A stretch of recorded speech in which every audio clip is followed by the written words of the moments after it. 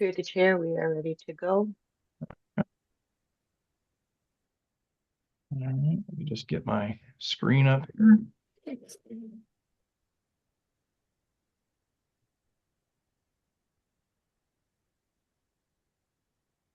Open your shirt up, you're good. Okay, that's good. Okay.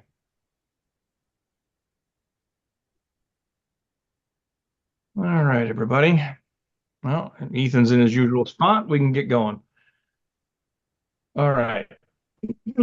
Before we get started, please be advised that the Committee of Adjustment hearings are recorded, and a copy of the recording will be posted on the city's website and YouTube channel. Those in attendance may be included in this footage. By attending this meeting, you are agreeing to be part of this recording. Okay.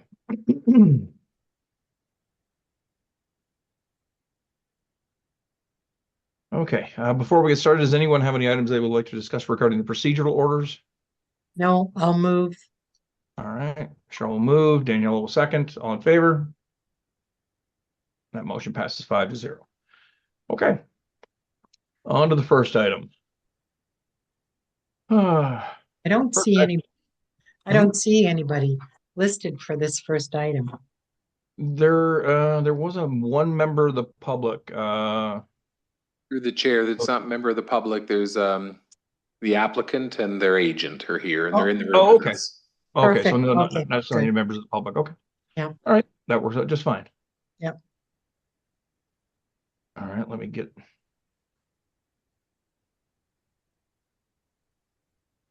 Okay.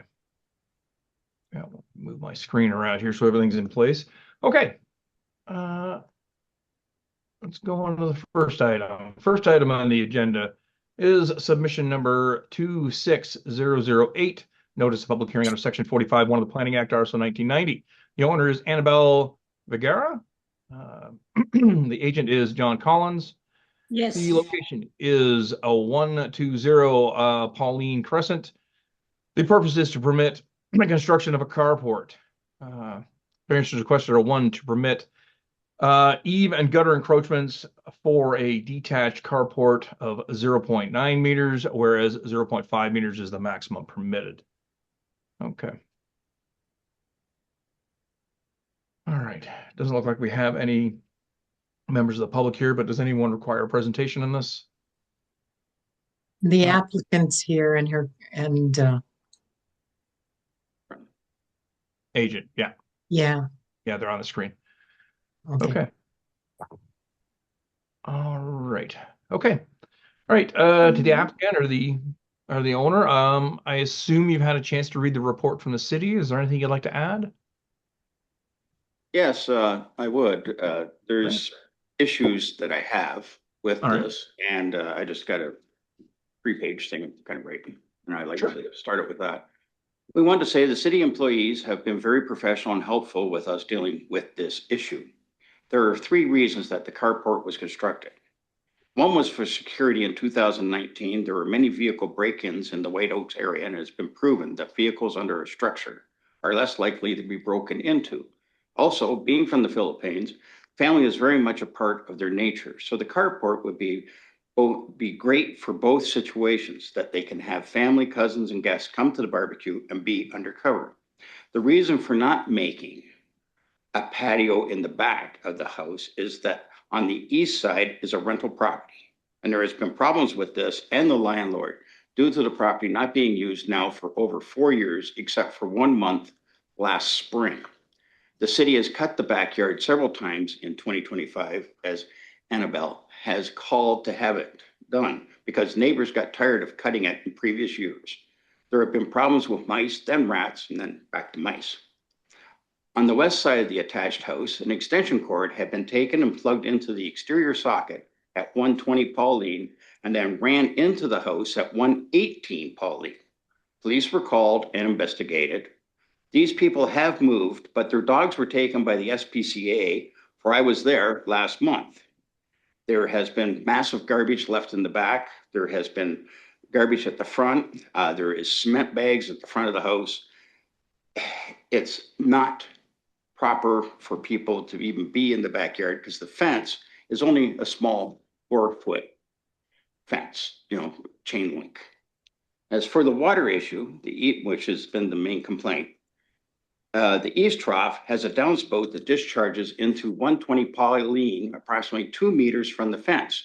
So we have angled it towards the center of the property line instead of being on the property line. There is no way for the water to run into the other property at that would be 122. We also with the eave, there is less chance of water going into the neighbor's land as it is a paved driveway and it is actually sloped towards the people in the other property. So I'm trying to understand, like the problem is that the water would be more apt without the carport. So what we're asking is for an variance so that the carport may remain and be used by the family, and that it also provides the protection from houses or from vandalism. That is the basis of our issue.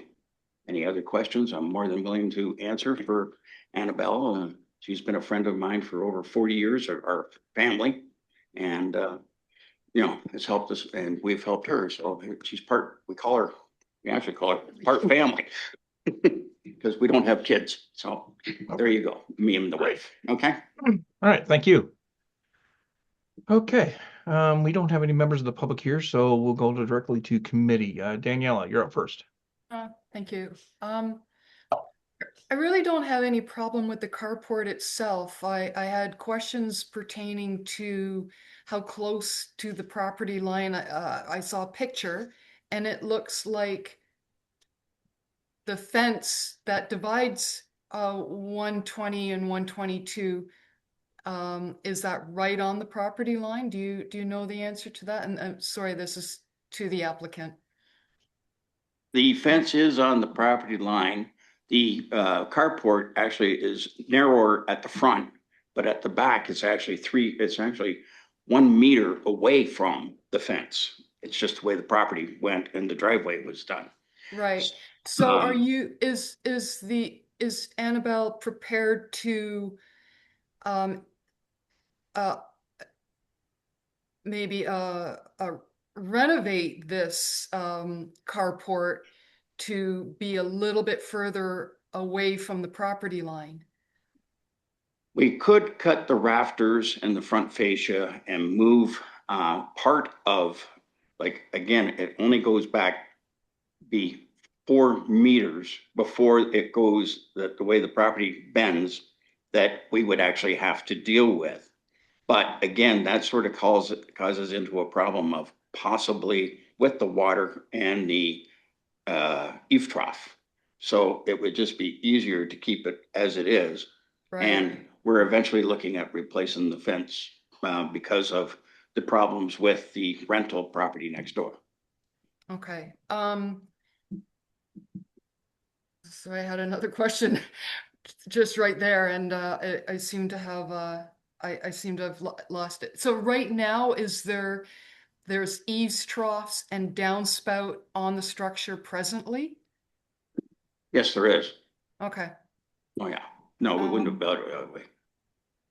And that's where the And eave it's been trough is there for a actually. number of years. It looks like it's been there somewhere between 2015, 2019. 2019. 2019. Yes. Okay. And I have a note here. Let me see if I can read my own writing.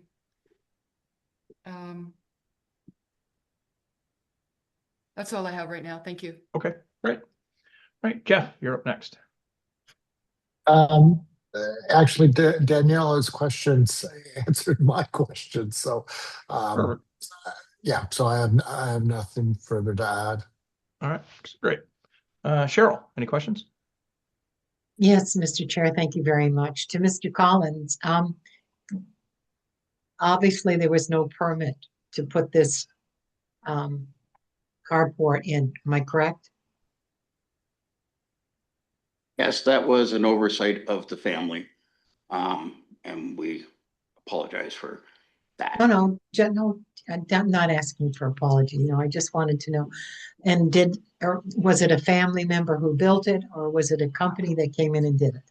Actually, it was her husband that did it and did an excellent job. I'm so impressed.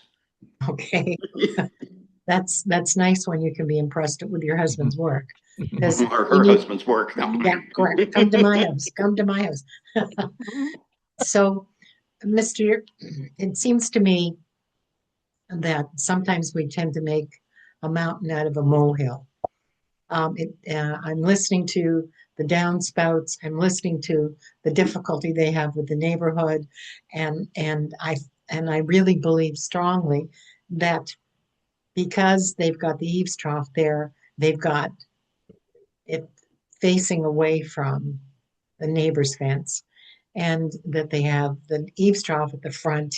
Like, this doesn't upset me whatsoever. What upsets me is that people are not feeling comfortable enough to come in for a permit when they're building something, but we can't penalize them for something that's been there for this many years. 2019, for Yes. goodness sake, that's 7 years.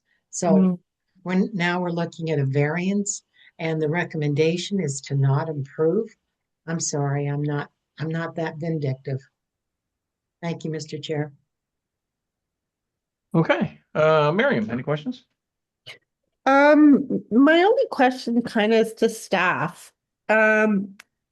Since there's an eaves trough and whatnot, what exactly is the issue? Like, how often will we be running into a flooding situation or a situation where this becomes a problem for like the other homeowner beside this person? That's to staff. Okay, that'd be and Mona or Ethan, whichever. Yeah, through the chair, I don't think we're concerned that the volume of water coming off this roof would lead to massive flooding concerns. There's a setback from the property line, but for the other house on the other side of the property too. I think it boils down to we in planning just can't permit 0 meters of setback. And really that's it. We don't want 0 meters under any, circumstances, I suppose. And that's why the report is written as such. Thank you. That actually clarifies a lot for me because the only reason why I wouldn't why I would refuse this is if there are flooding issues. But otherwise, if there aren't any, then I think I'm okay with this application and I'm good. I rest. Thank you. Or you can't Yeah. rest. You can't rest. We've got a meeting to go. Sorry, I rest. Oh, You rest your case. Okay, I'm done. gotcha. I'm done. Thanks. Okay. Okay, yeah, just a clarification for myself and everybody else that's watching. In this case, we normally deal with setbacks. And in this case, we're talking about an encroachment, and encroachment is into the setback. So the 0.9 meters basically puts us at the property line. Am I correct? Yeah, as where 0.5 meters would put it 0.4 meters away from the property line, and we'd be okay with that. Okay. Just wanted to clarify that. Other than that, I don't really have that big of an issue with this being that it's just a carport. It's not an addition. It's not, necessarily structural or anything like that. It's just a carport or, an awning for that matter from the looks of what it's being used for. So I really don't have that much of a problem if there's no current water issues present. I don't really have that big of an issue with it. All right. I'll move approval. of You the move var- approval. Of the variance. All right. I'll second. All right. Miriam will second that. All right. If there's no further questions, all in favor? That motion passes 5-0. Okay. To the applicant, this permission is not final until the expiration of the statutory appeal period of 20 days from the date the decision has been signed, during which the applicant, the minister, or a specified person or public body may file with the secretary or treasurer an appeal against the decision of the London Committee of Adjustment. But with that, we consider the matter to be closed. Thank you for your time. Thank you very much. Appreciate it. Enjoy your summer with your parties. Let's enjoy summer. Yeah, really, let's have a blast. It's, with this winter, it's about time it got here. Yeah. Okay.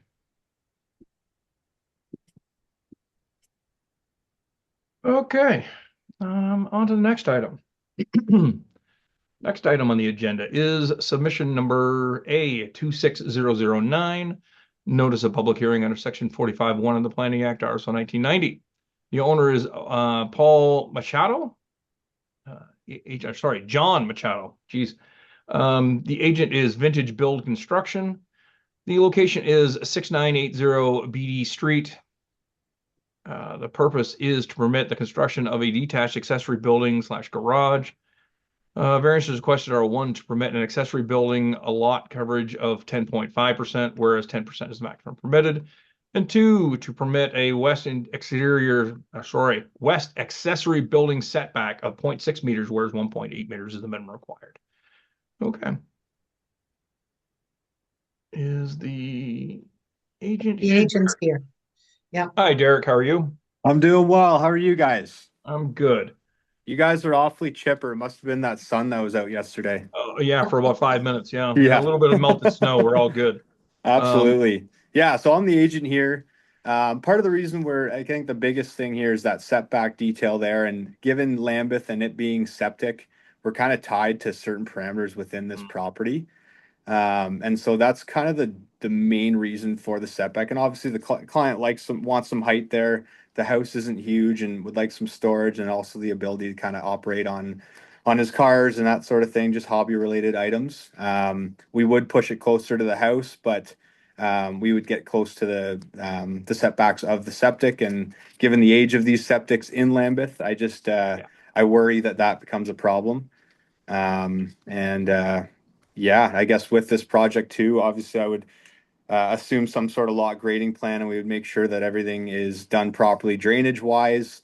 With having that distance from the house, it gives us a little more room to, if you have the plans there in front of you, there's a little bump out on the side of the house, and having that extra space will allow us to kind of give more room to slope that driveway in a way that's not going to kind of have any water backing up towards the house there. Height wise was kind of the issue as well. So the further distance we can get away, the more height we can get on that building to get the best drainage there. And that's kind of really all the notes I have there. The percentage wise, we're just hoping to kind of get a little bit bigger there.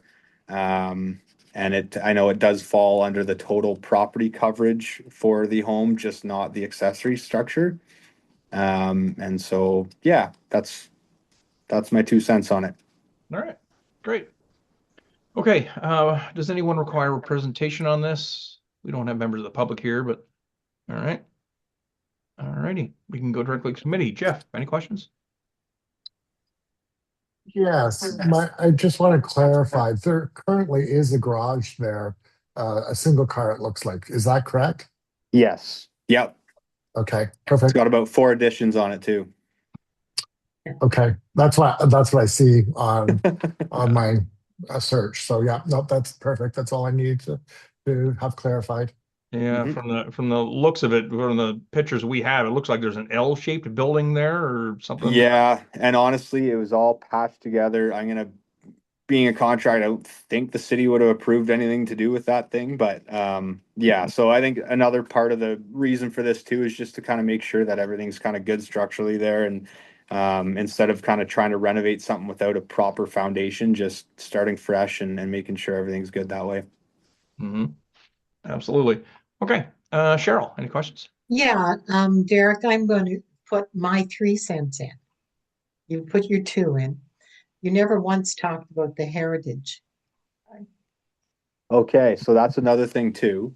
So I actually wasn't aware of the heritage here, to be completely honest with you. But part of the reason too, with the size, we want to really match the footprint or the curb appeal of the existing house. So if you were to look at, I think I submitted the drawings with the perspectives there. We are basically mimicking the front of this garage exactly like the existing house.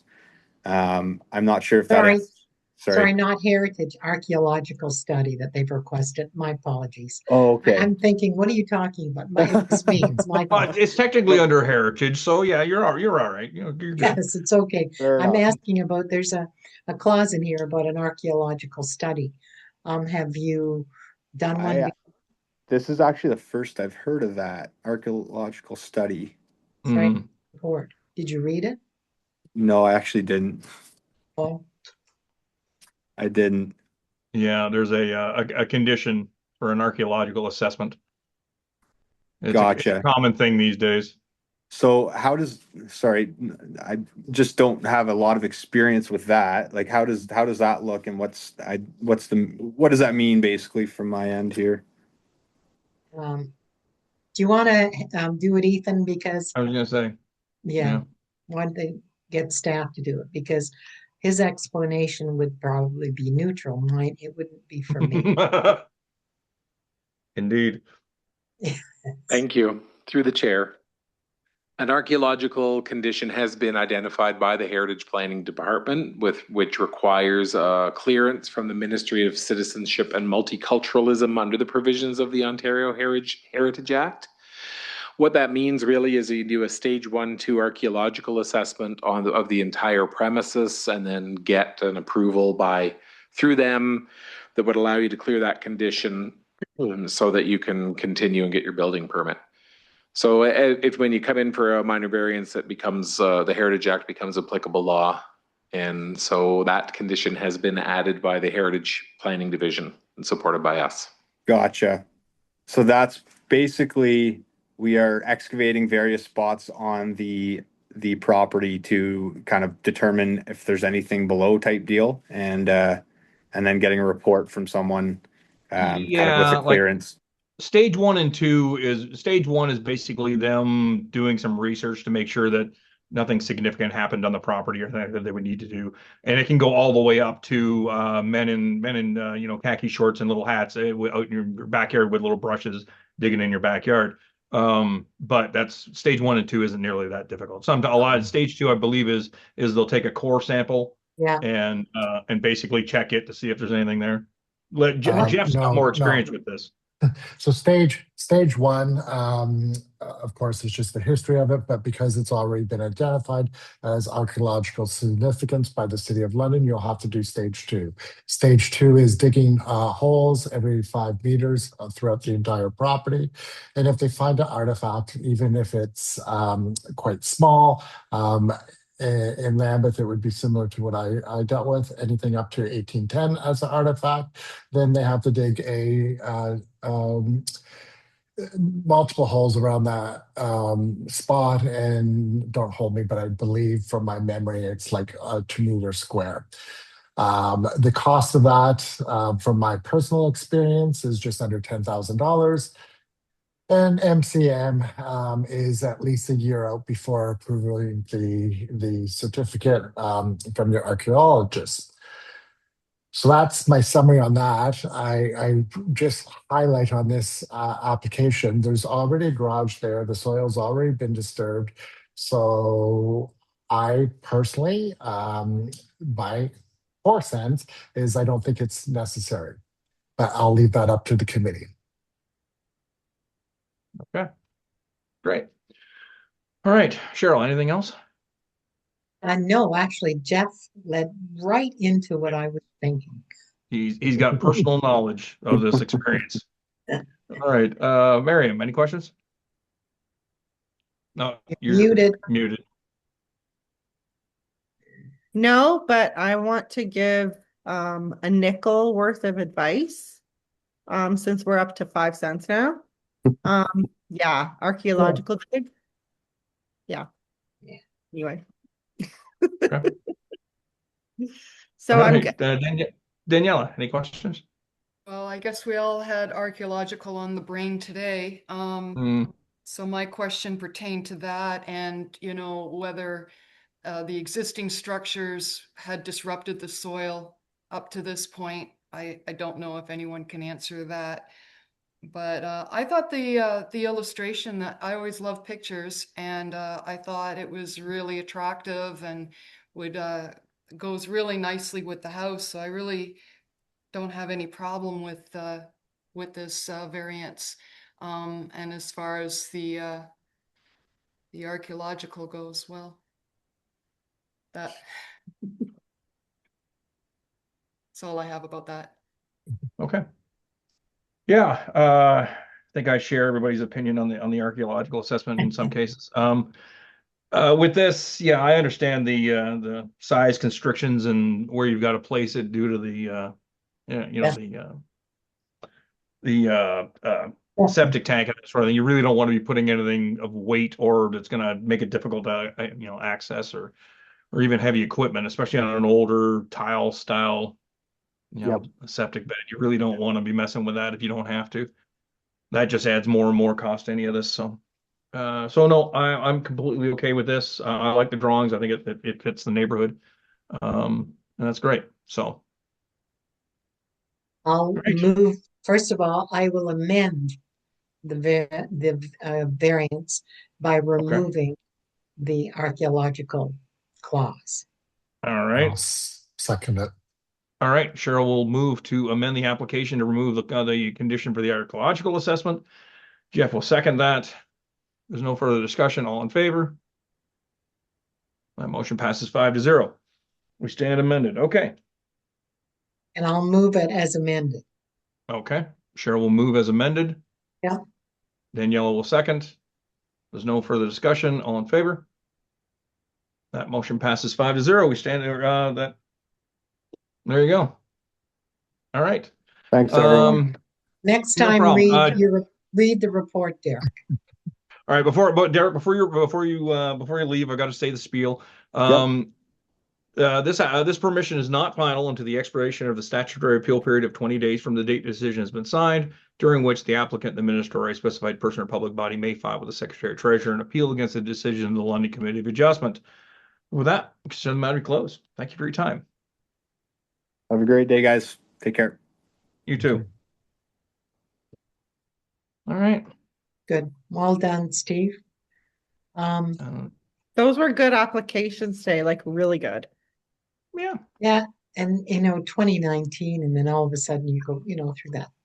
Yeah. It's very difficult. So, first of all, thanks to staff and certainly appreciate all the work the committee did. And I'll move adjournment. All right. Second. Cheryl will move adjournment. Jeff will second. All in favor? That motion passes 5-0. We stand adjourned. All right, everybody. Bye-bye. Bye. Sorry, Have a wonderful- Ann Mona, we made you come all the way down here for nothing, but All right, everybody. Bye. It's a Thank you. yucky day out there.